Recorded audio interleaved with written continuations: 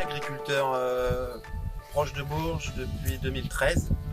J'ai repris une exploitation de 207 hectares, sans irrigation, donc orienté polyculture,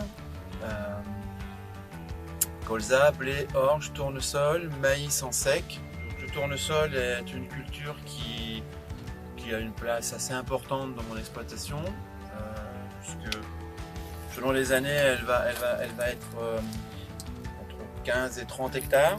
L'intérêt de cette culture, c'est qu'elle se porte bien dans notre région à la climatologie, elle a un bon potentiel de rendement. Ça va couper un peu le cycle pour gérer des graminées. Bon, ça va malheureusement avoir un souci, c'est la gestion de l'ambroisie.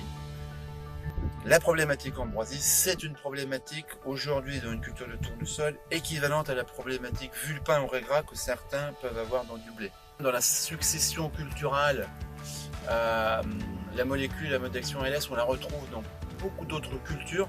Parfois, avec la molécule historique, on n'est pas forcément serein. Moi, j'ai déjà eu des gamelles, en tout cas.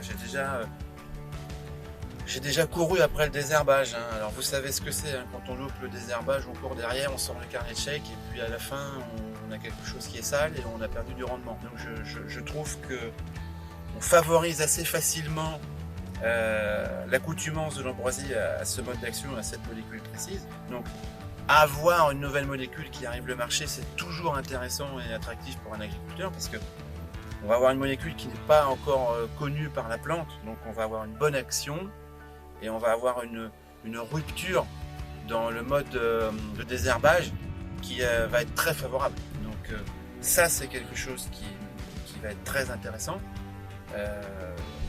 qui va apporter forcément un plus et financier et je pense dans le confort de travail, c'est-à-dire qu'on va être un peu plus serein de se dire bon, je sais que mon désherbage va fonctionner. J'attends beaucoup de cette molécule. Les essais en tout cas démontrent qu'il y a un fort potentiel et c'est quelque chose de très intéressant. Alors, rotation toujours la même, maïs, tournesol, blé, orge.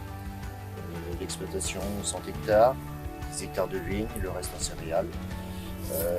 Un quart de tournesol, principal Atlantis, l'ambroisie. Désherbage tournesol Clearfield avec du désherbage classique Clearfield. Pas d'intervention chimique. On a des problèmes sur le secteur, des problèmes d'ambroisie depuis 4-5 ans, où ça devient compliqué, de plus en plus compliqué. Il faut trouver une solution.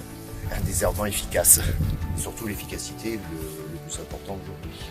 Je pense qu'il faut une nouvelle molécule qui arrive sur le marché pour pouvoir arriver à lutter contre cette accoutumance, on va dire, de l'ambroisie.